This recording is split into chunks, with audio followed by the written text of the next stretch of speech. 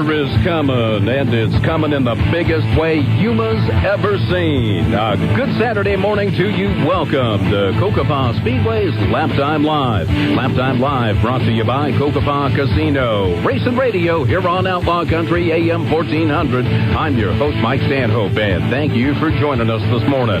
Thrillers aplenty last Saturday night out at the Diamond in the Desert as the Pro Stocks, the IMCA Modifieds, the Fisher Automotive Street Stocks, the IMCA Northern Sport Mods, and the Napa Auto Parts IMCA Hobby Stocks each featured intense action in the Cocopah Speedway Racing Series. We'll recap last Saturday's action in just a moment, and we'll also be visiting with the man topping the Pro Stock standings, Westmorland's Brent Ashurst, driver of the number 21 Pro Stock. First, though, some momentous news on the sprint car racing front. The Grapevine's been at overdrive for several months, and it's now set to become official. Come early January 2015, Cocopah Speedway will be the site for one of the biggest sprint car events in the country, the inaugural Winter Heat Sprint Car Showdown, featuring 410 wing sprint cars over 4 nights of open-wheel action the first 2 weekends in January. Big money up for grabs as the sprinters will be racing for $12,000 to win each night, and the event's expected to attract a who's who of drivers from inside and outside the sprint car racing world. While official driver announcements have not been named yet, some big teams already on board, among them the multi-car team fielded by Tony Stewart Racing, which has helped to bring the event to life. And in an interview this week just passed with Laptime Live and with Randy Haft of the Yuma Sun and YumaSun.com, Jimmy Carr, the director of race operations for Tony Stewart Racing, talked about the push to make the event a reality. Mainly for my boss and his friends, so they get somewhere and so they can go and race. They have a small window of opportunity, and the weather is perfect in Arizona, so it's pushed by Tony. And if Casey's allowed to race it, he would love to race it too.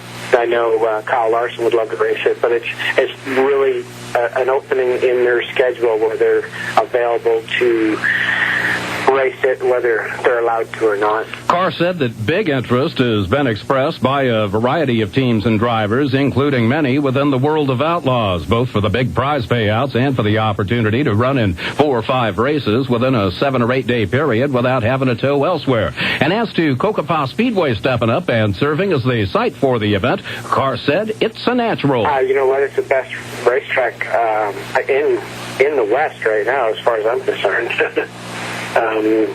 Got good people there, good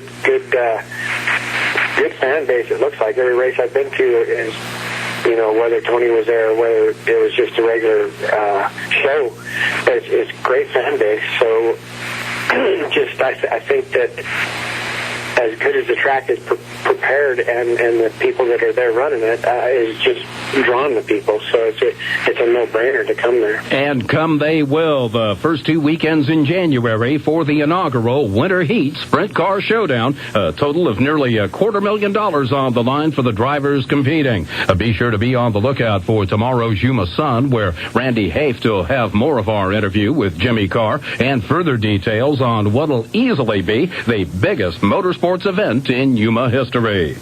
Well, exciting news indeed to kick off Laptime Live this morning, and we move on now to the excitement of last Saturday's round number 4 of the 2014 Cocopah Speedway Racing Series. Intense action playing out across all 5 divisions. Perhaps the biggest excitement of all coming in the Pro Stocks, where Yuma's Brett Samala driving the number 1 took the win. The Pro Stock feature initially looked to be a runaway for Yuma's Joe Haynes in the 17Z, but Samala, working the low groove, began cutting into Haynes' lead with about 5 laps to go. Samala drawing alongside on the final lap and sticking a nose out front to get to the checkers first. Yeah, we've made some changes on the car lately, and we've actually had to start freeing the car up, and we had to do that tonight, which is a mistake that we made a couple weeks ago, and the car was really good, and I saw Joe up there, and I knew the car was good enough, and like I said, I saw him getting a little bit closer for a couple laps in a row, and the car was so fast I could just put the hammer down and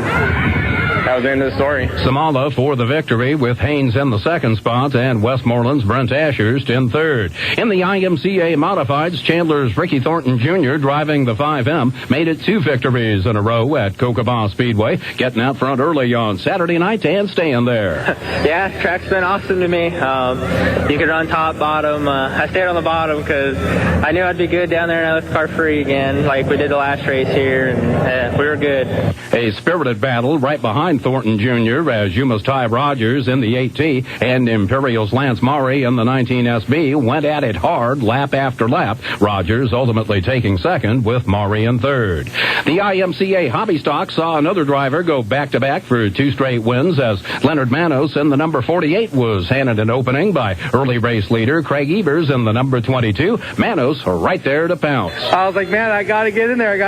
And he did a really good job driving that car of his. He slipped up just a little bit in the corner and gave me the inside I needed to run him down straightaway. And once I got in front of him, I just prayed that I stayed there. Manos overcoming a blown tire from earlier in the evening. Evers took the 2 spot with Yuma's Brent Wofford rounding out your top 3. And in the Fisher Automotive Street Stocks, intense pressure late as 3 cars battled for the win. Chula Vista's Manny Baldivia's in the number 77, fending off each challenge in taking the win in a drive that Baldivia's later called patient. Yes, it was a real patient. I told myself after the heat, because the heat race, I was not patient, and I said I got to just get in there and just work 1 lap at a time. Baldivia's overcoming a couple of tangles early in heavy traffic. At the line for second and third, Brawley's Tommy Daffern in the number 81 and Yuma's Joey Essery in the number 90. And finally, in the IMCA Northern Sport Modifieds, Yuma's Timmy Reese in the number 38 picked up his second feature event win of the year, beating back a determined challenge by Hopeville, California's Chris Toth in the 57 CT in the second position, and Imperial, California's Keith Smith, the number 88, in third. Late caution had rebunched the field, but Reese, crediting recent setup adjustments to his car, got to the line first. And with that, we get set for action again next Saturday night, round number 5 of the 2014 Cocopah Speedway Racing Series. All 5 local divisions again taken to the clay at Cocopah Speedway. Tight points battles up and down the individual division rosters, and the action again promises to be wheel to wheel next Saturday night. As always, main gates will open up at 5 with racing at 7 p.m. Well, coming up next here on Laptime Live, we'll visit with a driver who recently laid down the fastest lap of the year in the Pro Stocks. He sits on top of the Pro Stock points going into action next Saturday. 2 wins so far in 2014. It's Westmoreland, California's Brent Ashurst, driver of the number 21, and he is set to join us next here on Racing Radio. Cocopah Speedway's Laptime Live, brought to you by Cocopah Casino here on Outlaw Country AM 1400. Greetings from the official luckiest person alive. Just how lucky am I? I once found a needle in a haystack underneath 3 more haystacks. I also taught an old dog new tricks. Card tricks, to be exact. And today, I'm here to endorse the new Lucky Life Scratchers from the Arizona Lottery. They've got a top prize of $5,000 a week for 20 years, plus second chance prizes. 4 tickets are available from $1 to $10, so get yours now. Lucky Life from the Arizona Lottery. You can't win if you don't play.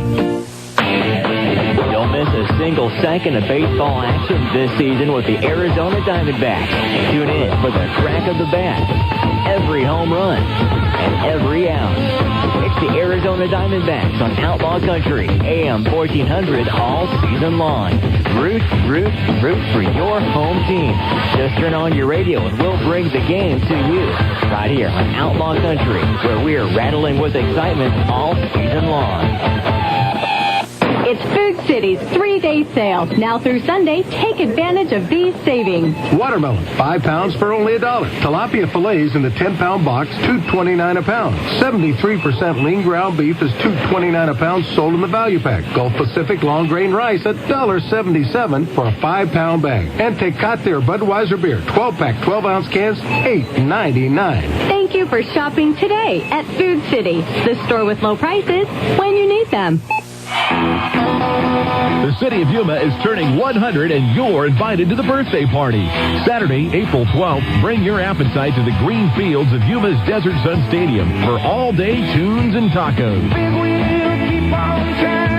from 11 a.m. to 11 p.m. Taco chefs from around the area will compete to see who will be this year's Taco King and Salsa Queen. And you get to taste the results. The Centennial Music Fest is an all-day lineup of bands starting at 2 p.m. featuring Creedence Clearwater Revisited and Lone Star. Plus the Dennis Jones Band, Bobby McClendon, Checkered Past, and Common Ground. It's tunes and tacos all day on the grounds of Yuma's Desert Sun Stadium and Ray Kroc Baseball Complex, Saturday, April 12th. Get tickets to Yuma's Centennial Music Fest online at Yuma100.com. That's Yuma100.com. The 2014 Gotta Dream Yuma Charity Fun Run will be Saturday, April 19th. That's Prison Run Weekend. Sign in from 9 a.m. to 11 a.m. at Bobby's Territorial Harley-Davidson. It's just $20 for singles or $30 for couples. Your registration fee includes a T-shirt and meal. All proceeds will benefit children suffering from life-threatening illnesses right here in Yuma County. The day includes non-stop fun like giveaways, plus live music by Upper Room from noon to 4. There will also be a stunt show with 3 performances at 1 p.m., 2 p.m., and again at 3 p.m. For more information, please call John at 928-750-6068. That's 750-6068. It's the 2014 Gotta Dream Yuma Charity Fun Run during Prison Run Weekend on Saturday, April the 19th. Gas up your bikes and get ready to ride for Gotta Dream Yuma.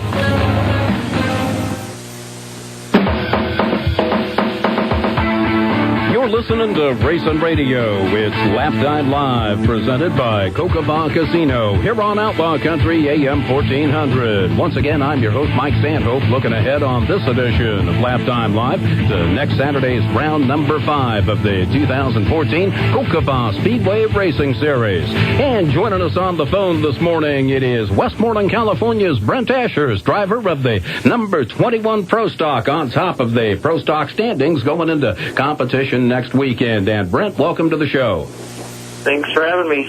Hey, Brent, glad to have you this morning. Thank you for taking time out of your day today to join us here on Laptime Live. You've been a familiar fixture on the Yuma Imperial racing scene for quite some time now. For fans who are just coming into the sport, new to the sport, can you tell us how you first got started in racing? My grandpa always had a car when we were growing up. We had a driver. My grandma had a rule that no one else could drive it. They always had to have a driver.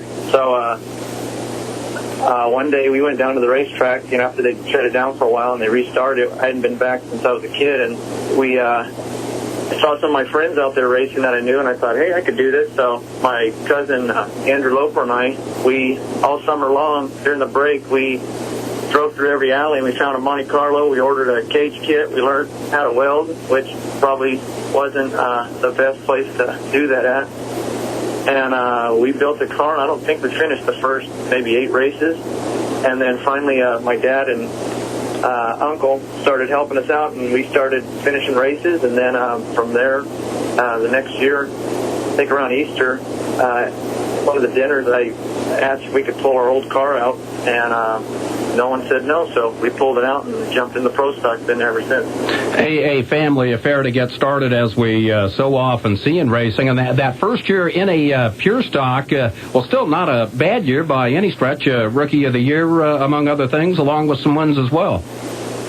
Yeah, no, that's what happens when people get tired of me not finishing races. They got out there and kind of started supporting us. Said, hey, if you're gonna have our number on that car, and it's gonna be, our car used to be yellow, always the yellow 21. We painted it just like it. And they said, if it's gonna be like that, you're gonna need to get to the front or quit. So we started doing some more homework, got the right tires in.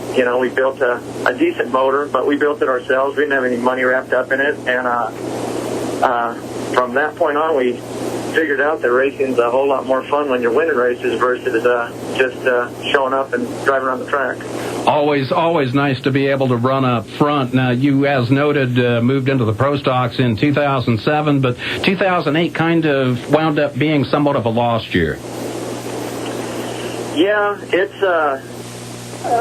we got into some scuffles and stuff. It was all over the place. We learned a lot from those those incidents, and we've moved on from them, and I think everyone's better off for it. Well, moved on in a big way, a 2009 championship in the Pro Stocks over at Imperial. And local race fans here, of course, would take note of a 2010 Pro Stock Turkey Classic win at Cocopah Speedway, but you've had some other nice ones scattered throughout as well. Yeah, now, because we live in Westmorland, Cocopah, it's about in the truck and the hauler, it's about hour and 45 minutes. In the car, we can make it home about an hour and 15 minutes, but it's still a drive for us, versus when we raced at Imperial and it was literally, our backyard. But we've kind of taken a new approach. The guys we race against all over California, we look at the big races where everyone shows up and kind of put those on the map of those are the races you want to win. And I'd say the Turkey Classic is probably on everybody's radar that runs a Pro Stock, and we're fortunate enough to have one win. I don't think it even set in, what we did there, because it just seemed like all the our cards fell in the right position, and we got that win. But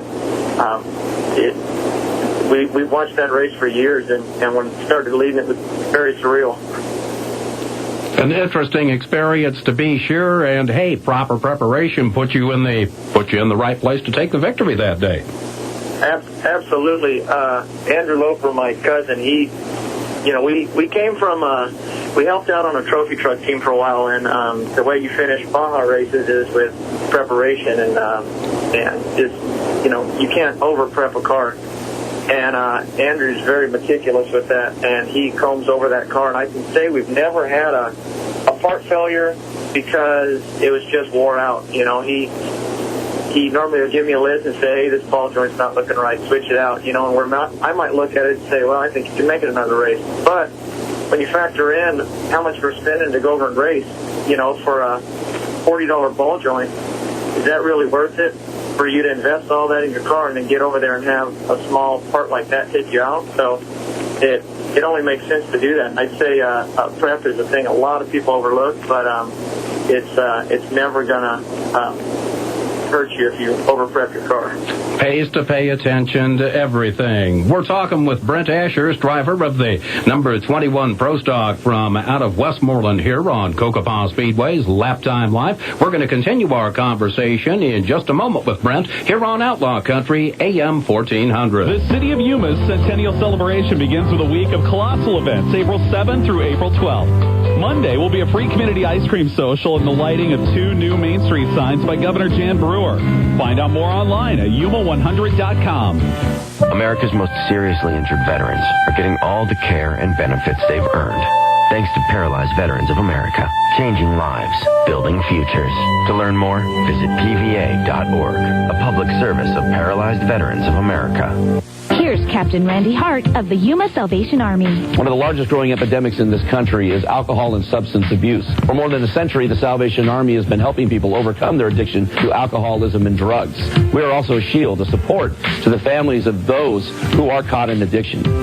If you know someone who is struggling with addiction issues, please call 928-920-4534 and be a shield for someone in need in 2014. This message is brought to you by the Salvation Army of Yuma and Outlaw Country. Grand Canyon University is Arizona's premier private Christian university. At the Ken Blanchard College of Business, students gain the knowledge and skills they need to advance their careers.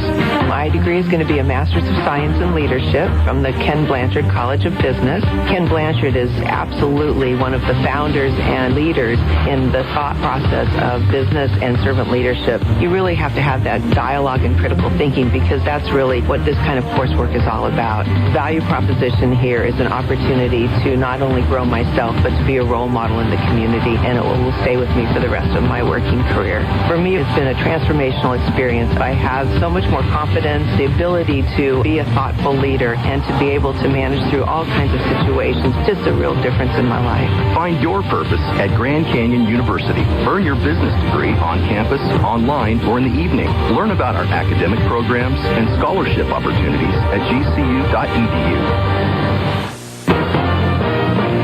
Need to order stickers, Sign Pro can produce custom stickers with your logo or business information. Give them to your customers or label your equipment for a great professional look. That's Sign Pro, 783-7776, or stop by 1702 South Arizona Avenue. Sign Pro, where they are perfect to the letter. You just can't do better. The Sign Pro sign.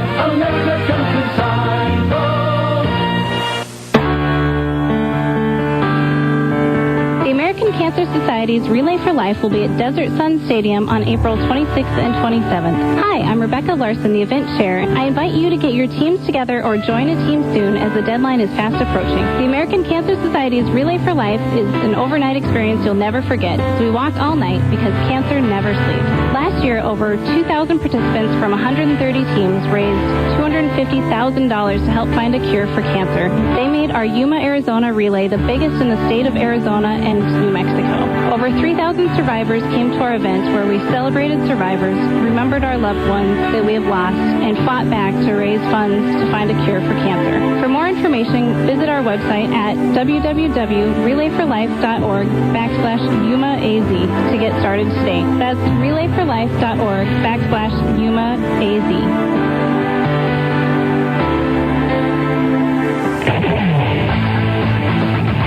Welcome back to Racing Radio, Cocopah Speedway's Laptime Live, presented by Cocopah Casino, here on Outlaw Country AM 1400. Mike Stanhope here, and again joined on the phone this morning by Westmorland, California's Brent Ashurst, driver of the number 21 Pro Stock. And Brent, want to focus in on 2014 now. You were out for just a handful of events in 2013, but back at it full time this year.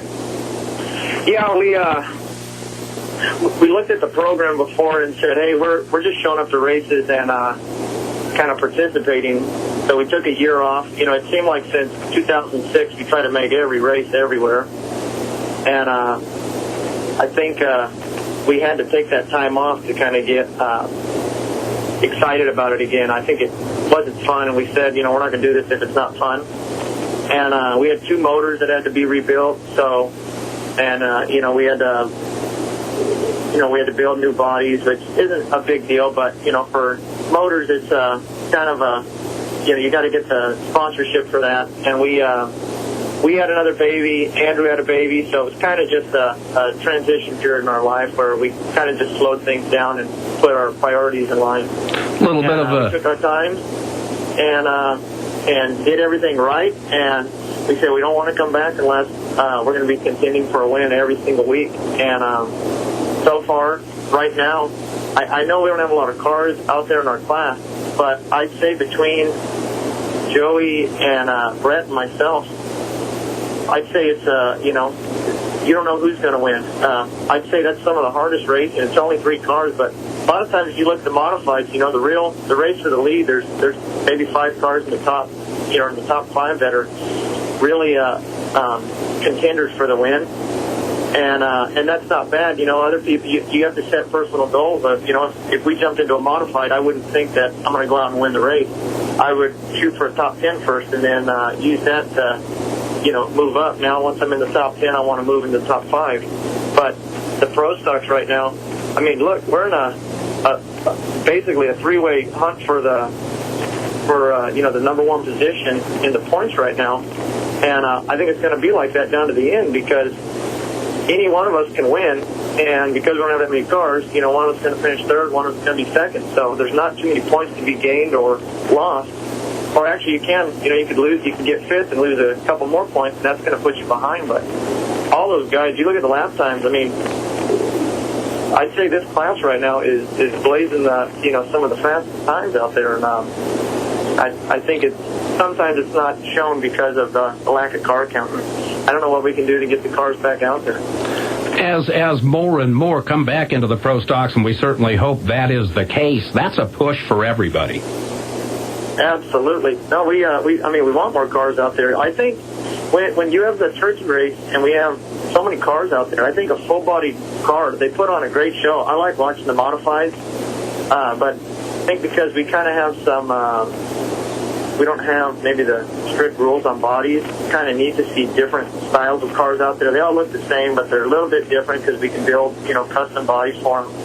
But that also might be the deterrent for a lot of people coming in there. A lot of people now like to just buy stuff straight out of the catalog. And we're kind of a niche class, that it's still kind of most of our, you can't buy our chassis, you have to build them. But they seem to work a lot like a modified, but people just they tend to want to jump into a modified before and overlook a pro stuff for some reason. Got to know those unique differences to go fast. And talking about fast laps, you laid down a lap just 3 weeks ago that was the fastest electronically scored pro stock lap in Cocopah Speedway history, and we've had a couple of conversations about that since. You're feeling like there's still some more speed to be found. I did, and I've got that app on my phone where I look at it after the races and I analyze everything. We videotape all the races, and I have to see that stuff so I can analyze it and just look at data, take it in. And this last race, I felt like I went faster in a heat race, and I looked on the lap times, and it wasn't. And I don't know, I talked to you, I said I think we should have an 18-second club. I think it's attainable. I think the track's got to mature a little bit more. But I remember when we first went over there, I think a 22-second lap was fast, when David first got the track. And we thought, man, these straightaways are so long, and, the corners are tight. This is crazy, we're going this fast. It seems like in the last couple of years, just everything has ramped up so much. The track prep has gotten so much better. Technology keeps progressing. We keep finding different setups that, you can get a little bit more speed out of the car. But I think an 18-second lap might be, it's a stretch, but if you got it, I think it would be extremely noteworthy. But, you look at, Rico Abreu, who would have thought he could have turned a lap time into 13 seconds? I mean, that's moving. We have seen some race cars absolutely flying around that track here as of late, to be sure. Hey, talking about that, you said before that you and your team are a little bit counterintuitive sometimes on race car setup. Yeah, we kind of come from an old school way of thinking. We do things a way that people say doesn't work, and the lap times don't lie. Obviously, it does work. But, that's racers. Everyone's got the magic setup. But really, it's a wise guy told me one time that it doesn't matter, what the books are telling you to do to your car. If you need your car to do something and it's the wrong thing, but that's what you need, you give it to the car and you see what happens. But I'd say we've learned more about our car by doing the wrong thing than we ever have doing the right thing. And Andrew keeps such good notes, so, he'll call me up, randomly and ask me to, get on YouTube and check out, this race in 2010 and watch the video and watch the front end on the car. Did I like that? And then he'll go back in his notes and figure out what we had that race. And maybe just, he might take a shock off of that setup page and try that. And he's always trying to find more speed in the car. And I'm glad he does, because he thinks of stuff that, I would never think of. And it allows me to just concentrate on driving, and that's the easy part. He's got the hard job of and he beats himself up a lot, if we're not fast, but we're always fast. It's just other times there's guys that are a tick faster. How do you beat it? You can't win them all, so we just try to be consistent. Well, sure going to be fun to see how things play out during the rest of 2014. Last question for you this morning. We all know that the time commitment to racing is a big one. You've talked about family involvement a little bit this morning, but can you talk a little bit more about family, about the supporters who make it possible for you to race? Oh, my wife, she likes to say we work on the car too much, but she also doesn't like to lose. She's my biggest critic, and I wouldn't have it any other way. On the ride home, she's not ever building me up if we had a bad race. She's letting me know, that we could have been faster, and I normally agree with her. I don't want her ever to sugarcoat it, but I thank her for allowing us to do this, and I try to tell her that every win's for her, but I think sometimes it's, as everyone knows, it's a big time commitment, and like Saturdays, we're basically not home because we got to get overload the car.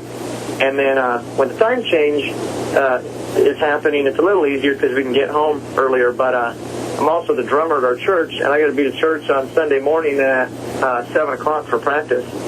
So a lot of times, after the races, we like to load up and hightail it out of there because, we get home like at 1 o'clock, then you got to get up at 6, get ready, and I drive to Imperial and play the drums. So it's a weekend event if we're racing. So I thank her for taking care of the kids. And now that the kids are a little older, we can take them to the races and they, can have fun. And that's why we like to park in the back. That way they're not in the way. We don't have to worry about them getting hit by race cars. But my dad goes, my uncle and aunt, they all go, cousins. So it's a big family event, and I'm glad that they're there to help.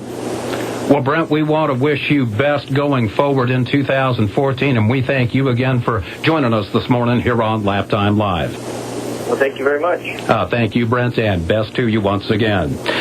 Westmorland, California's Brent Ashurst, driver of the number 21, just one of the stars of the Cocopah Speedway Racing Series, prepping up for action next Saturday night, round number 5 of the 2014 Cocopah Speedway Racing Series, 1 week from tonight at the Diamond in the Desert. As always, gates will open up at 5 p.m. with racing hitting the clay at 7 p.m. In the week ahead, make sure you stop by www.cocopahspeedway.com. You can take a look at the updated point standings, learn more about all the drivers in competition at Cocopah Speedway, and find lots of other specialized racing content as well, including a look ahead to the full 2014 schedule. You'll also find probably the easiest way to get into Cocopah Speedway right there on the website with the option for online ticketing. All of that and more at cocopahspeedway.com. And hey, be sure to like us on Facebook. Advance tickets also available at the Cocopah Casino Gift Shop and at Yuma area Napa Auto Parts stores.